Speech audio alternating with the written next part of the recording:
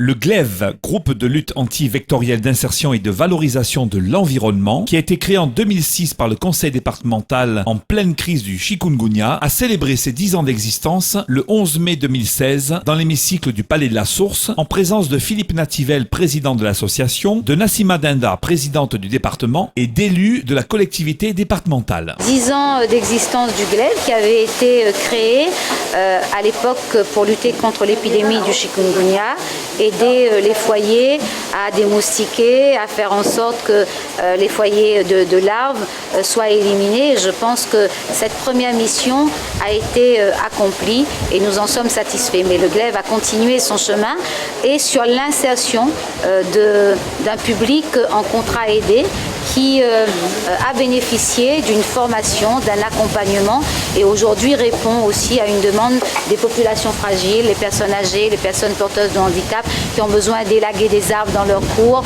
qui n'ont pas les moyens de se payer donc une entreprise parce que ce sont des coûts qui ne rentrent pas dans les budgets de ces ménages fragiles. Alors il n'y a pas seulement les problématiques aujourd'hui liées à d'autres facteurs émergents en termes de santé, il y a le volet insertion et il y a donc effectivement la continuation de la lutte pour la santé des Réunionnais, de ces publics fragiles.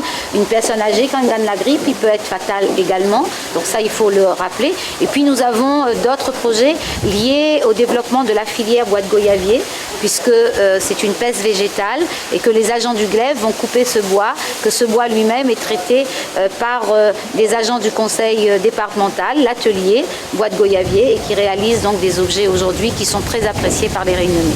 À l'heure actuelle, nous avons 23 employés permanents. Tous les ans, nous avons entre 200 et 220 contrats aidés jeunes.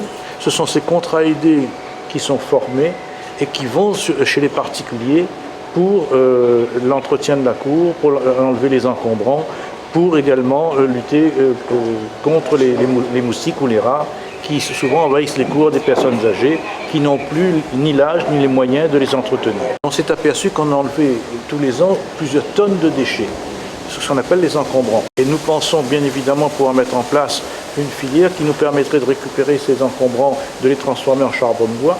Vous savez que le sport national des Réunionnais, c'est le pique-nique. Et souvent, ils cuisinent sur place et qu'ils ont besoin de charbon. La deuxième chose, c'est que nous pourrions également fabriquer des briquettes de bois. Dans les hauts, maintenant, les gens sont équipés de poêles à bois et cela pourrait servir de combustible pour ces poêles. Et également, nous envisageons de créer une petite entreprise dans la spécialité de l'élagage qui pourrait progressivement passer du secteur non marchand vers le secteur marchand au fur et à mesure que cette entreprise grandirait. Et bien évidemment, le GLEV étant le parrain de cette structure nouvelle.